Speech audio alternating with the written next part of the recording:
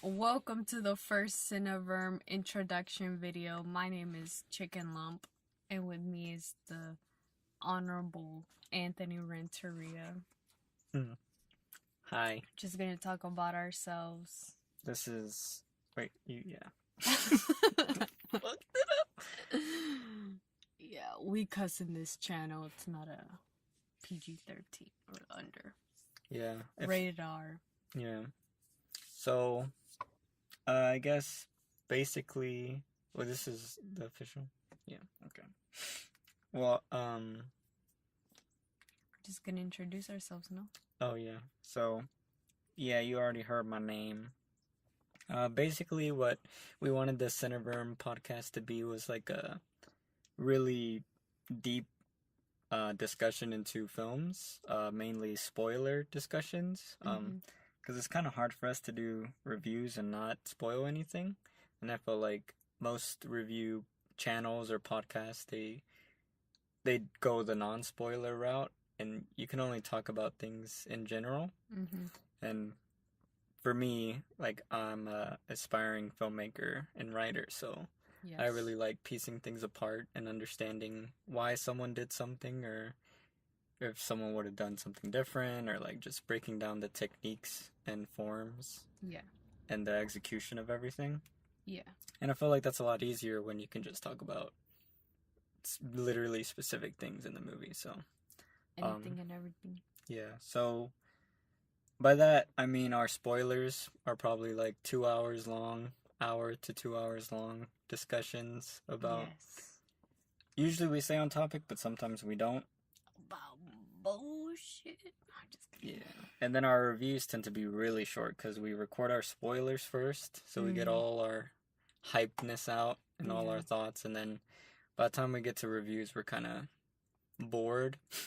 So we just say, a quick summary of everything we talked about in the spoilers. So that's just the format of the show and kind of why we started it. Yes. Yeah. Oh, well, our episodes should be posted on like Spotify, iTunes, Android Play, probably put it on SoundCloud for the fucks of it. YouTube, it won't have a video. We used to do video reviews, but it was just too time consuming, and the camera I have only records for about 15 to 20 minutes at a time, and since our spoilers are 2 hours long, us having to walk to the camera over and over again and cut our conversation short to like restart the record on the camera was really time consuming and annoying. So that's why we're changing to audio only, and it's easier for us editing wise because I'm not gonna edit anything out. So as you can tell, all the screw ups are in the episodes. Yep. Yeah. But yeah, so you can follow us on any service that you use to listen to podcasts or audio. We should be posting weekly, at the latest Sunday. We're going to be trying to watch at least one new movie every weekend in the theater, and probably one or two other older movies, depending Yes. On our schedule. But for sure, we can basically promise at least one new movie a week. Yes. You can email us now at Cineverm at yahoo.com. That's Cineverm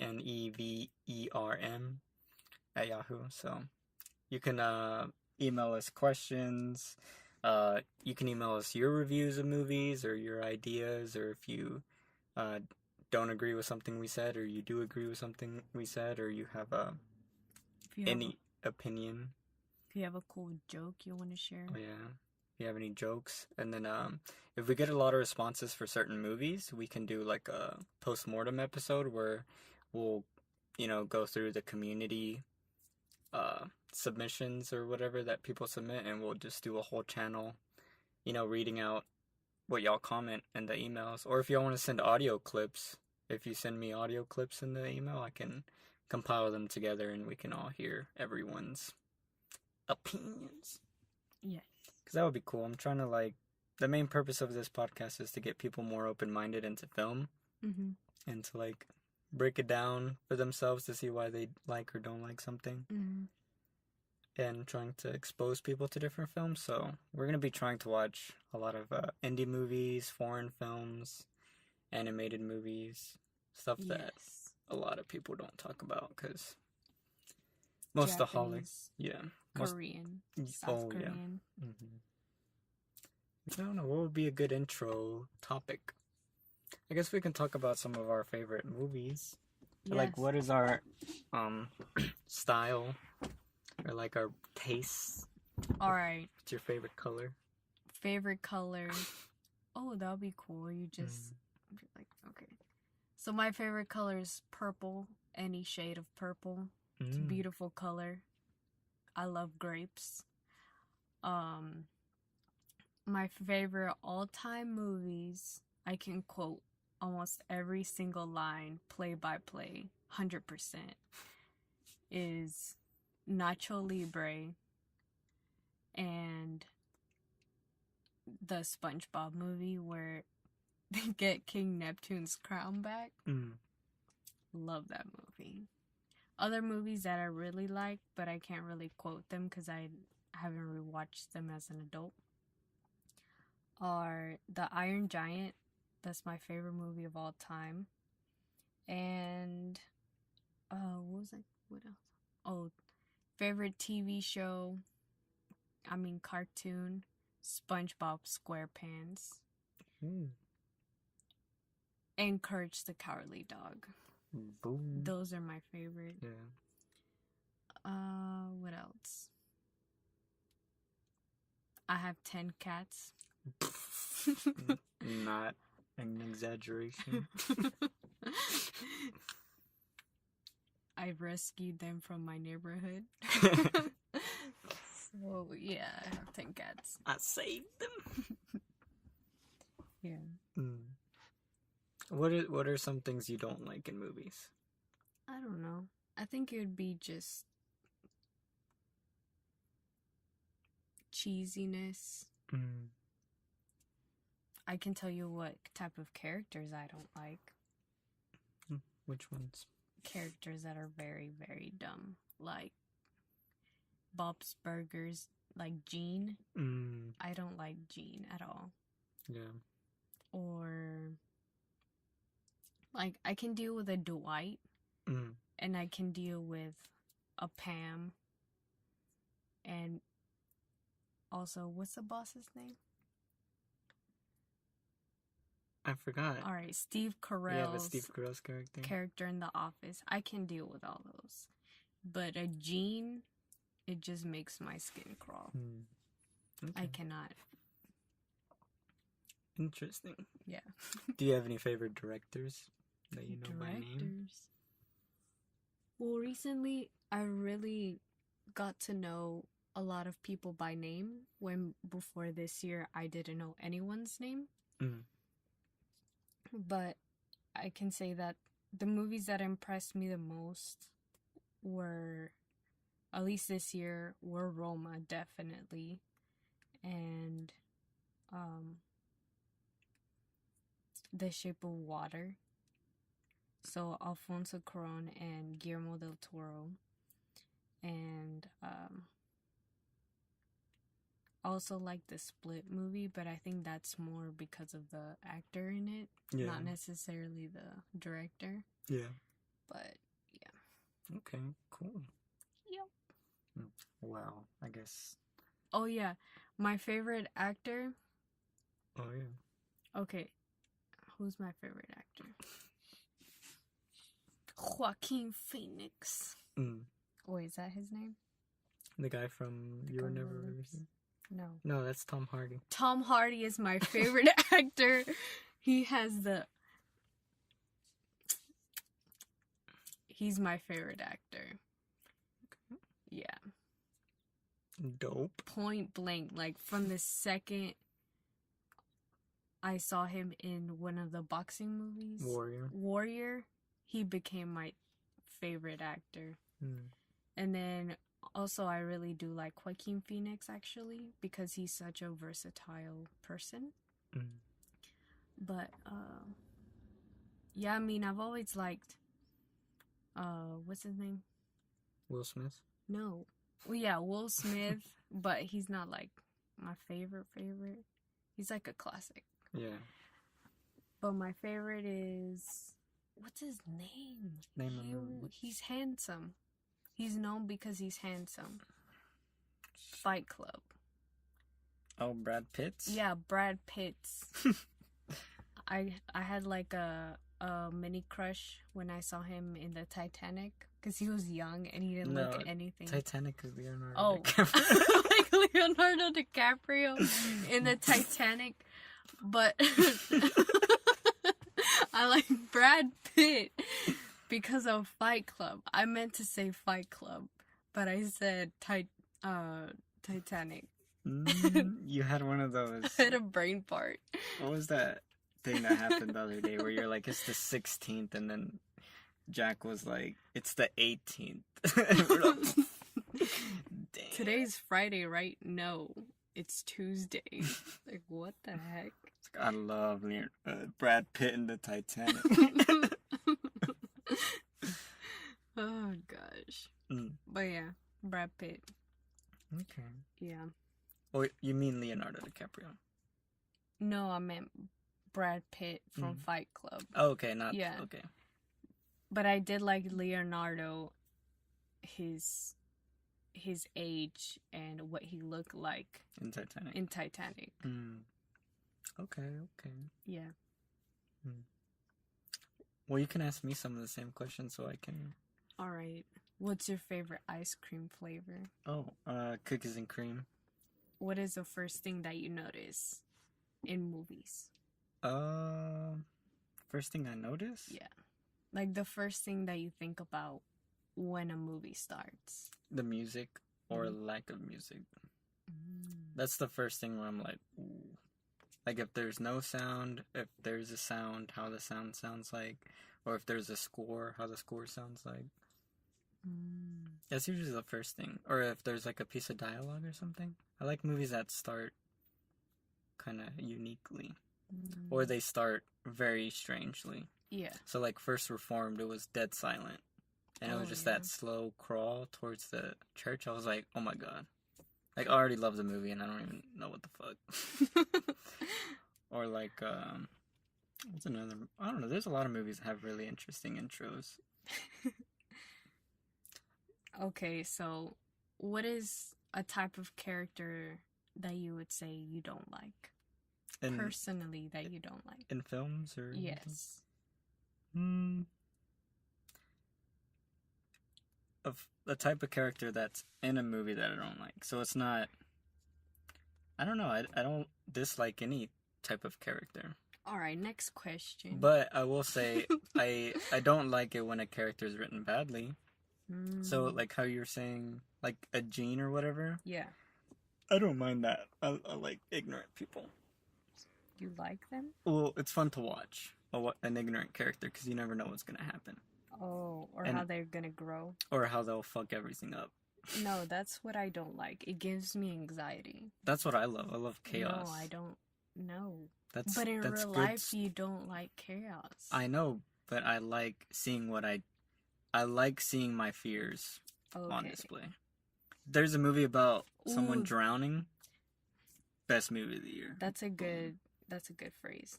I like seeing my fears on display. I don't like seeing my fears on display because I used to work in fast food. And if one person decided to pull a Gene, everything was messed up. Yeah. The orders were backed up and everyone was immediately angry at everyone. Not even the anxiety. And going into that job, I feared being that person so much that I immediately became the person that fixed those problems. Yeah. Because I didn't want that to happen to me.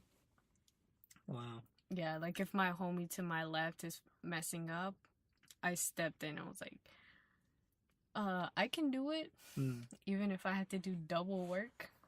That's interesting. I've never seen a movie where I'm, like, always remove myself from my world and I insert myself into its world. So I've never had that connection. Like I'm like even like if there was a movie about someone cutting grass and they fuck up, I would not think about my personal situation or anything. Personally reflect on everything. Really? So it's as if I'm living it myself. That's how I avoid a lot of mistakes. Okay. Interesting. Especially when it comes to very awkward dialogue. On purpose, I kind of break it down like, oh, maybe I shouldn't say things like that. Because it came out very awkward. That's cool. So I learned from those things. Yeah. What has been the best one-liner that you've heard this year? Oh, for last year's movies, 2018? Yeah, my bad, 2018. Oh, no, you're good. Best one-liner. Yeah. I have mine. Alright, go ahead. Wild thing. Gwanda? Oh, yeah, that's what I was like. It's probably something from Spider-Man, but I think it was... I don't know, best line. I don't really remember dialogue that well. And before that, it's Nacho Libre. It's like, and inside the man, you find his nucleus. Yeah, that one's really funny. Every time you and Jack say it, I laugh. Nucleus? Nucleus? Yeah. Or when he's like, what did they say? Nacho, some of your magical ego powers. I love that. That's cool. Yeah. So, all right. What is the one movie that inspired you the most this year? Oh, this past year? This past year. Damn, that's a good one. I don't know. All the movies in like my top 10 basically inspired me almost at the same level. I would have to say, I want to say Spider-Man, but that was just such a great experience. It was inspiring, but not in the way to where like I wanted to. I don't know. I would say 8th grade is probably the most inspiring one because it is like such a low key story and like no stakes, no conflict, and yet it was so cinematic to me. And that's like, it's just like a type of cinema that isn't really done in America that much. Like it almost felt like a foreign film because a lot of foreign films is just like an emotional relationship or some very small stakes thing happening, but they blow it up as if it was the end of the world for these characters. And for her, like, her finishing 8th grade was almost, well, in her life, it was the most important thing. And executing a film at that level and, like, making it all feel so real, but also so high stakes and there's so much emotional stuff going on was really amazing. Especially in an American film. Yeah. Where that rarely happens. Like, all the other movies, like, people are getting killed or nuclear bombs or other bumblebee type shit, you know? Like, it's just focused so well on one person. And then First Reformed, I feel like, is almost like an opposite of that, which was just very depressing film. Yes. And that was very inspiring. But it being so honest and so complete. Well, both of those films, like, everything about them was, like, in every single moment of the film. Whether it was the music or the shot designs or the editing or the dialogue or the performances, it was all, like, one cohesive tissue throughout. That's really inspiring. Whereas Spider-Man, I don't feel like it was at the same level. But the visuals were so groundbreaking that it's like a revolution. It's like the next step of animated cinema in my eyes. Because it's just so gorgeous. Yeah. But yeah. What was the question? What was the most inspiring film? What about for you? I'm asking myself that question. Yeah, I forgot I should be. My most inspiring film was Black Panther. I didn't like any of the visuals. I didn't really care for a lot of the technical stuff. It was it was the type of movie that it was, and how powerful it was, and how much change it caused. Yeah. In just media. Yeah. I noticed since a lot of little things have been changing gradually because of that movie. Like, there's way more cultural diverse movies coming out, and they're way more accepted these days. And at least for me, I give that movie the credit for it, because it was so successful and everyone was like, oh, there is a market for this. Oh yeah. But mostly because of the change in how you could see a whole culture and its suffering, or how, I don't know, how big someone else's culture really is. And it's like, it's kind of whispering to, like, we're still here. Yeah. At this age, we're still here. Yeah. Yeah, that was a very powerful film. Yeah. Like I remember when we watched it, you could almost feel it, and like afterward, we didn't even want to do a review of it because it was like, this is so much bigger than discussion can be. Yeah. So I would agree with that. That was my most favorite movie, or whatever the question. Inspiring movie. Okay. I don't know. At least personally, I like change. Yeah. And that one changed a lot of things for a lot of people. Yeah.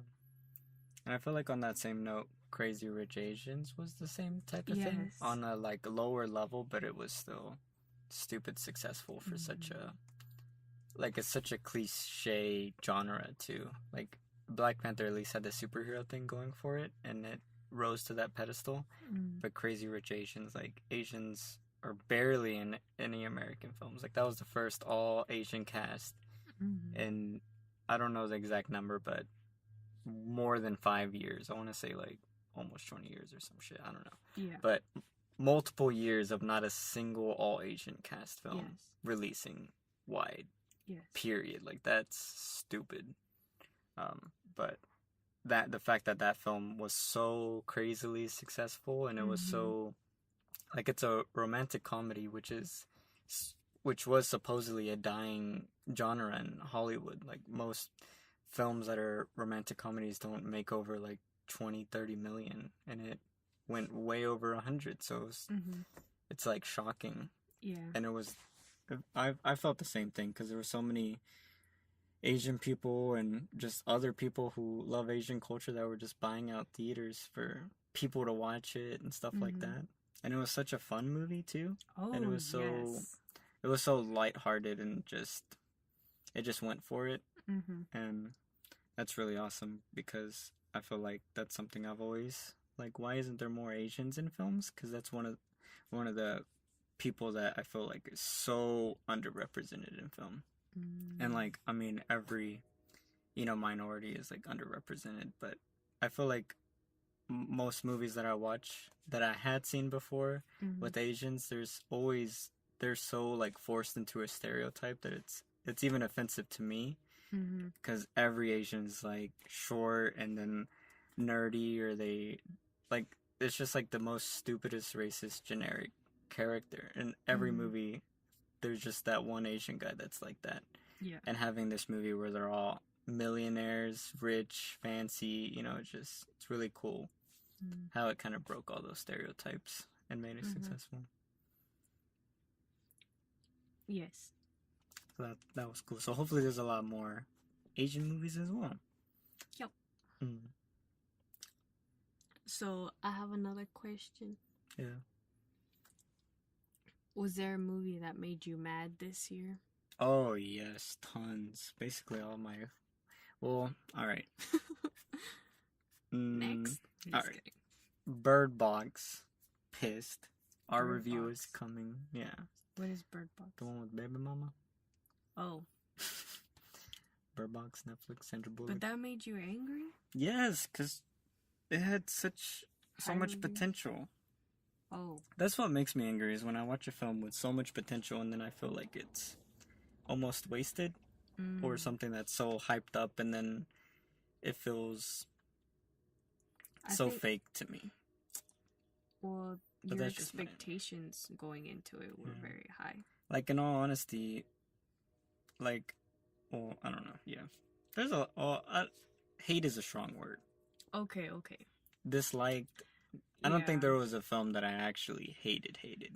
Oh, no, there was. Game Over, Man. The one with the guys from Workaholics. That was on Netflix. Yeah. That was probably the worst film I've ever seen in my life. Yeah, it wasn't that good. And those guys made me laugh so much. And, like, every Workaholics episode is just stupid funny. And I don't understand how the same exact people made a movie and it was just awful. I don't know if they were trying to make it awful, but even the awfulness was not a good awful. So I hated that movie because I give it like a 0 out of 10. Well, I was disappointed by a lot of movies, though. I was very disappointed in Black Panther, to be honest. Coming from Creed and Fruitvale Station, the director's, he's such a great director.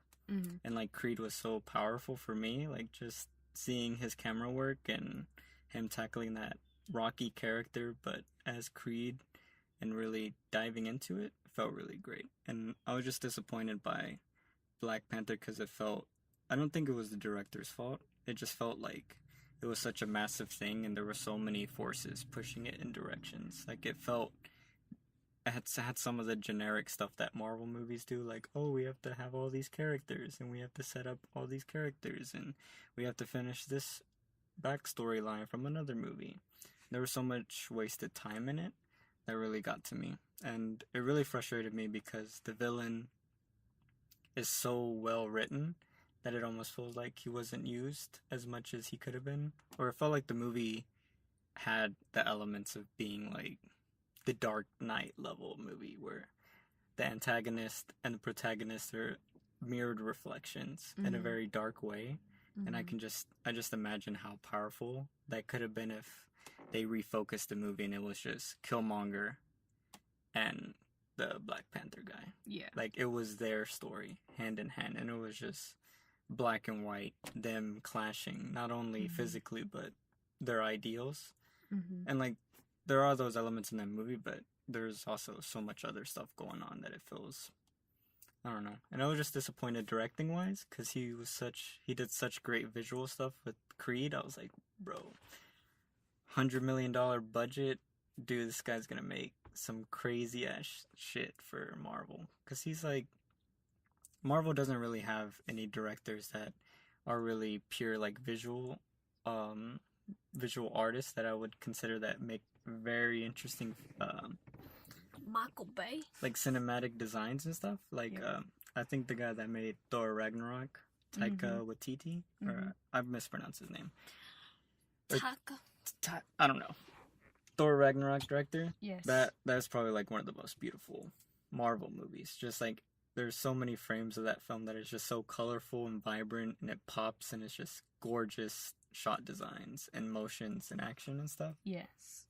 And I feel like the Russo brothers, the guys that made Infinity War. I thought you were gonna say Deadpool. No. It's like no. Infinity War, they're also very good image creators. But I don't know, I was really hoping Ryan Coogler would be like, because he was an indie guy, so I was hoping to get a big thing in a very intimate way, if that makes sense. Yes. But I was disappointed by a lot of other movies too. Can't think of any other ones off the top of my head. Ant-Man was garbage. What? Oh, I forgot about that. I happily can talk smack about that movie. I still have like leftover anger because it was supposed to be Edgar Wright's movie, but you know, even though this is like part 2, I don't know. I just think Peyton Reed as a director is, sorry, man, just not good. That's probably one of the blandest movies of the year. Well, yeah. Next question. Okay, kids movies. What was your favorite kids movie of the year? Of last year? Spider-Man. I think it was PG. I think so too. Yeah, Spider-Man Into Spider-Verse. My number one movie of the year. Freaking glorious. Yes. Oh yeah, and that Solo Star Wars movie, I was very disappointed by that too. I just hate it when that happens, when like a very talented creative voice of a director is fired or replaced with the most bland generic person. And it just doesn't make sense how that serves anyone or how that helps anyone in any matter. Yeah. It's just like, why not just, if you have another person, don't just slap them on it, but just restart the whole thing. It's like putting band-aids on something, and I feel like it really damages a brand.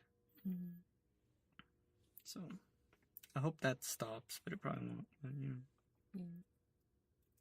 Well, my favorite was the Winnie the Pooh movie. Christopher Robin? Yeah, Christopher Robin was my favorite movie.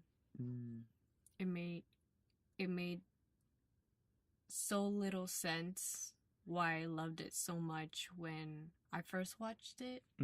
But later on, it just kept popping up, like scenes of how Winnie the Pooh, like, just quote unquote throwaway lines that made no sense.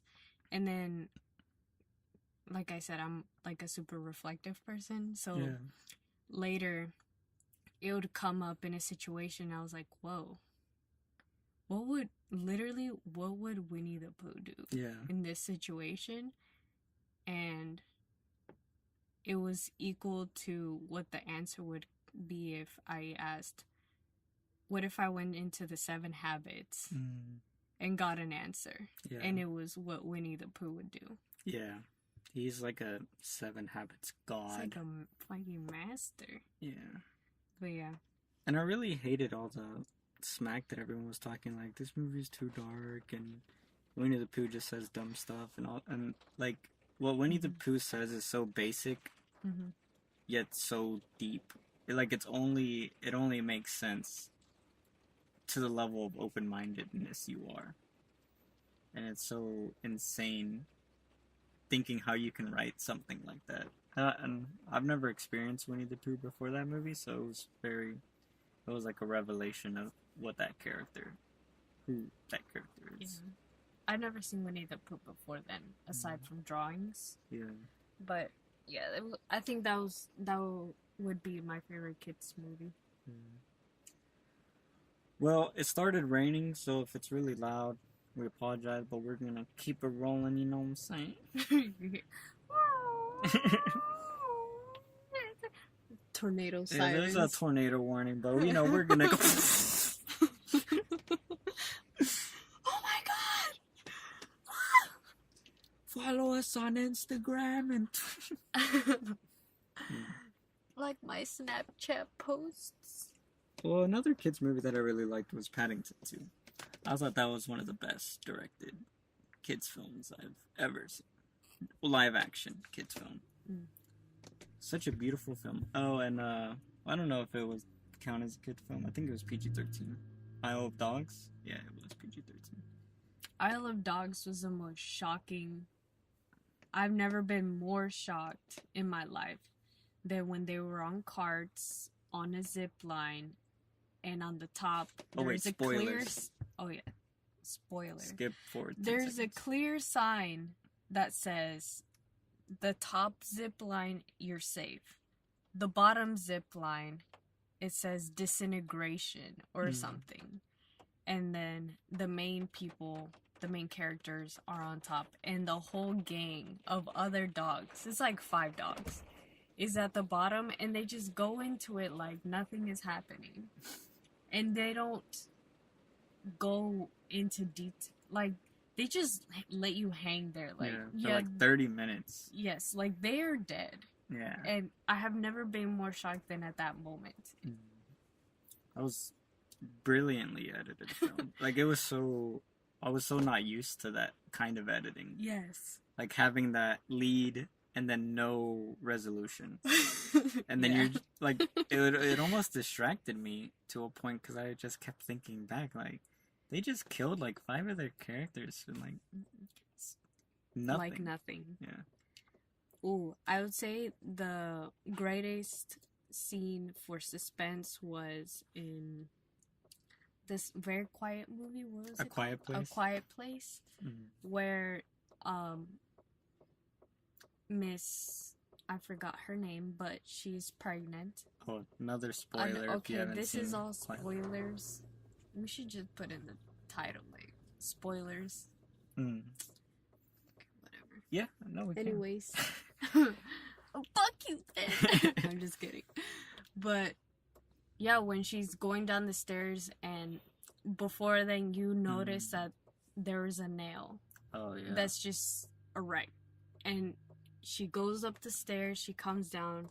From that moment on until she ends up actually getting injured because of the nail, my heart was at like 20 beats faster per second. Just the anticipation of when is this gonna end? Yeah. What is gonna happen? Yeah. And I think it's all because of the editing. That movie was fantastic. And I really love how, at least in our theater, everyone was dead silent throughout the whole movie. Like, that was probably the best audience I've ever watched a movie with.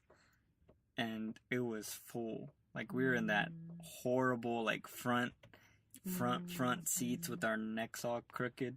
And it was... I don't remember that. Yeah, I remember. But you remember all the unpleasant negativity? But it was still, like, such a great experience. It was a really cool experience.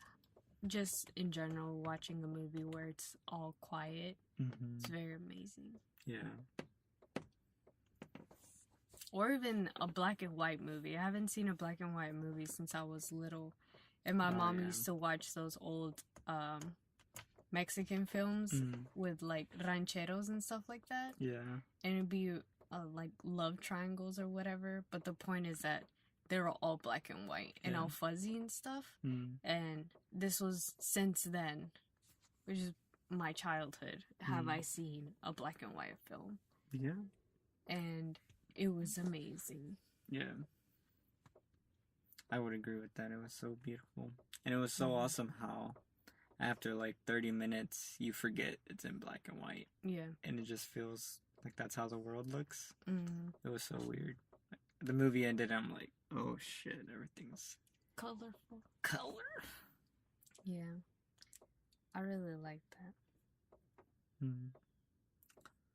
Well, we should definitely do like a full-blown 2018 year in review, maybe around when the Oscars come out and stuff. We can do our own nominations. Best I nominate Spider-Verse, the Spider-Verse movie for Best Picture. Yeah. Best quote, best one-liner, best best costume design. Oh yeah. Best villain. I don't know. No. I'm just saying stuff now. Best voice actors. Best yolks. Yeah. Best animation, if I haven't already said that. Best lighting. Best... Okay, we get it. You gave it an 8 out of 10. You're over here saying best everything. What are you talking right. about? Alright, what's the negative? Oh, God, no. This isn't the Spider-Verse review. Oh, okay. That's coming up. Alright. But yeah, I guess, we also have some reviews coming out that are, reviews that we did before this recording, so they might be kind of sloppy. We have Roma coming out first, a review and a spoiler discussion. We have Spider-Verse coming out after that. I was very tired, so sorry. And then, we have a Widows review and spoiler discussion, and we have a Bird Box review spoiler discussion, and a Bumblebee review spoiler discussion with our bro Jack. So that one's really fun. So all 5 of those should be coming out in the next week or two. So that's some awesomeness. We're planning on watching Glass this weekend, so that should be out by Friday night or Saturday morning. Yeah, and we were gonna try to watch Split again and Unbroken, but we'll see how we go on time with that. So no promises on that one, but we will watch Glass. We probably will watch Unbroken because we both haven't seen it, so I don't think we're gonna understand a lot of stuff if we don't even know who those characters are. So we might do a review on that. But yeah, if there's any movies that you really love or movies that you're curious about, you can send us an email of like movies you want us to review, and we'll try to get to them. Yeah. Well, that's our intro episode. It was kind of weird, but that's how we do. Hopefully you got to learn something about us or our styles. But obviously, if you keep listening to reviews and discussions, we'll expose ourselves more. We hope you keep listening. Yeah.